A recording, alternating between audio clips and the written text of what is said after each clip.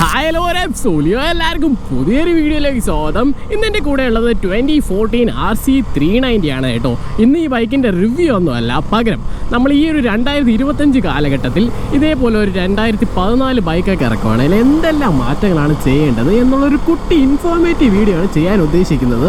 ഇപ്പം നല്ല വെയിലുണ്ട് കേട്ടോ. അപ്പം നമുക്ക് എന്തായാലും ഒരു തണലുള്ള സ്ഥലത്ത് നോക്കിപ്പോയി വീഡിയോ അങ്ങ് സ്റ്റാർട്ട് ചെയ്താലോ.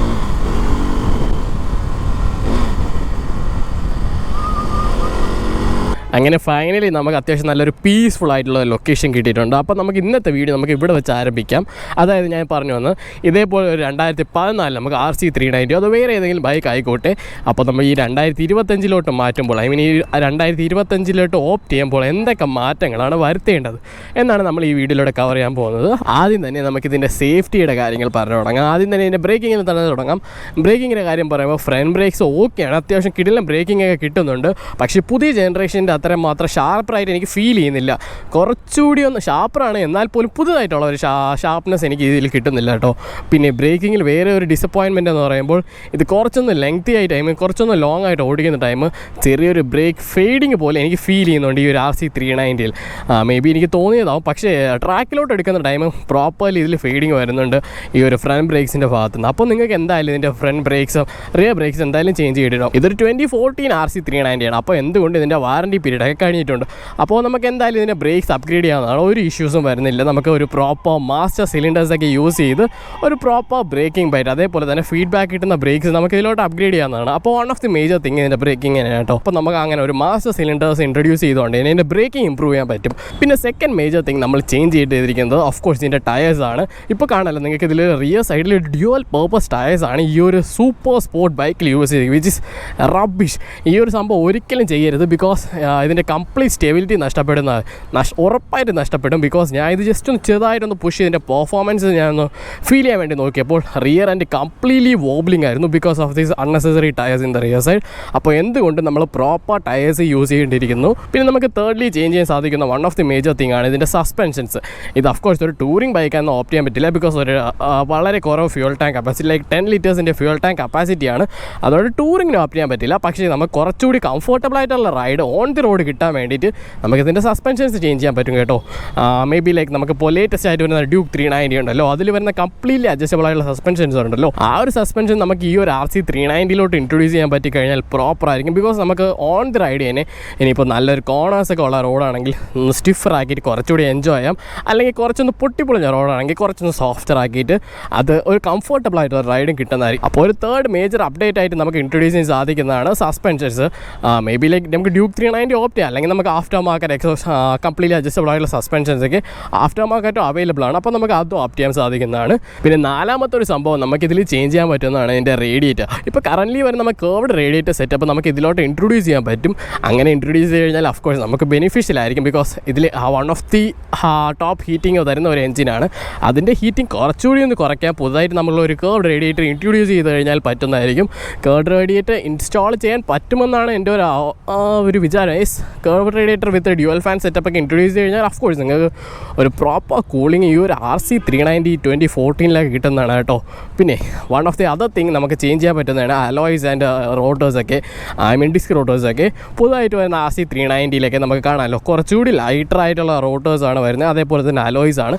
അതുകൊണ്ടൊക്കെ തന്നെ അതിൻ്റെ എജിലിറ്റിയെ കംപ്ലീറ്റ്ലി ഡിഫറെൻ്റ് ആണ് ഈ ഒരു RC390 അപ്പോൾ നമുക്ക് അതുകൂടി ഇതിലോട്ട് ഇൻട്രൊഡ്യൂസ് ചെയ്ത് കഴിഞ്ഞാൽ ഇതിൻ്റെ ഹാൻഡ്ലിങ് കുറേ കൂടി ഇമ്പ്രൂവ് ആയിരിക്കും. ആ കാര്യത്തിലൊന്നും സംശയമില്ല, ബിക്കോസ് കുറച്ചുകൂടി നല്ലൊരു ലോവർ റൊട്ടേഷണൽ മാസ് ഉള്ളതുകൊണ്ട് തന്നെ നമുക്ക് ഈസി ആയിട്ട് മാനേജ് ചെയ്തുകൊണ്ട് നടക്കാൻ പറ്റുന്നതായിരിക്കും പുതുതായിട്ട് ഇൻട്രൊഡ്യൂസ് ചെയ്ത്.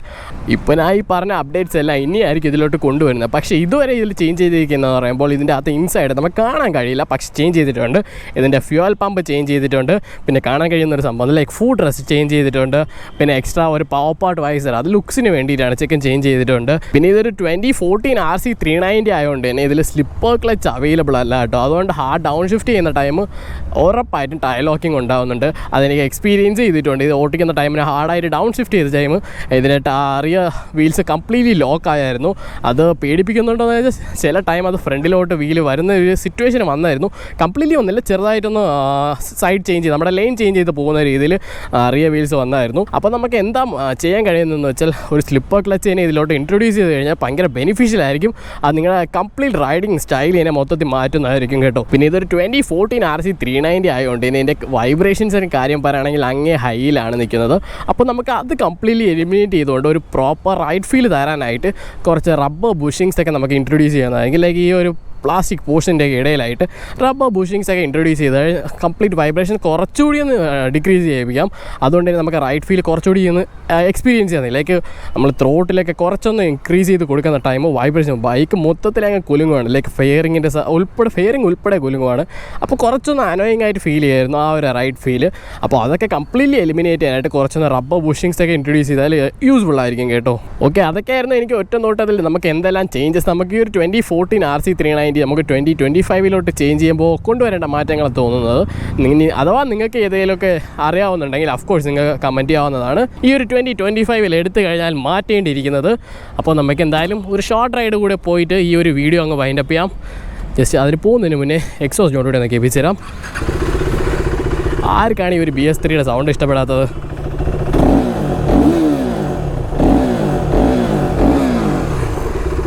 ഈ വൈബ്രേഷൻ ഒഴികെ എല്ലാവർക്കും RC 390 ഇഷ്ടമാണ്.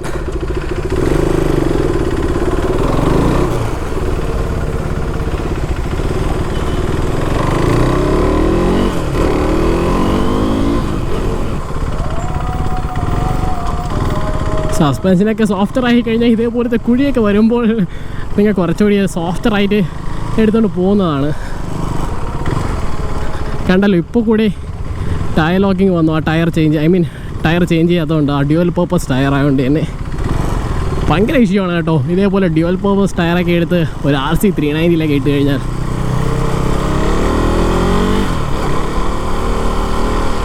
പിന്നെ കേർവ് റേഡിയേറ്റർ പറഞ്ഞതുപോലെ ഇൻട്രൊഡ്യൂസ് ചെയ്ത് കഴിഞ്ഞാൽ ഇതേപോലത്തെ ഡെഡ് ട്രാഫിക്കിലൊക്കെ പോകുന്ന ടൈം കുറച്ചുകൂടി ഒരു കൂളിംഗ് കിട്ടുന്നതായിരിക്കും. നല്ല ട്രാഫിക്കാണ്, Sunday traffic. Oh my God.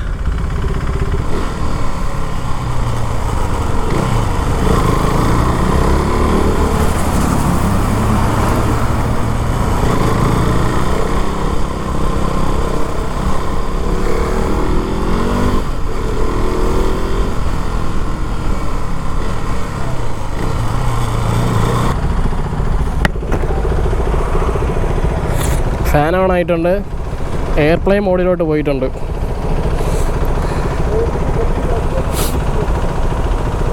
Average kilometre 46 കിലോമീറ്ററോ സ്പീഡാണല്ലേ അത്. ഞാൻ വിചാരിച്ച മൈലേജ് ആയിരിക്കുമെന്ന്.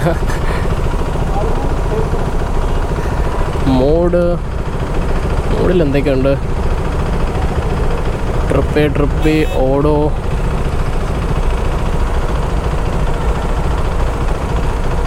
നല്ല ഹീറ്റിംഗ് ആണല്ലോ.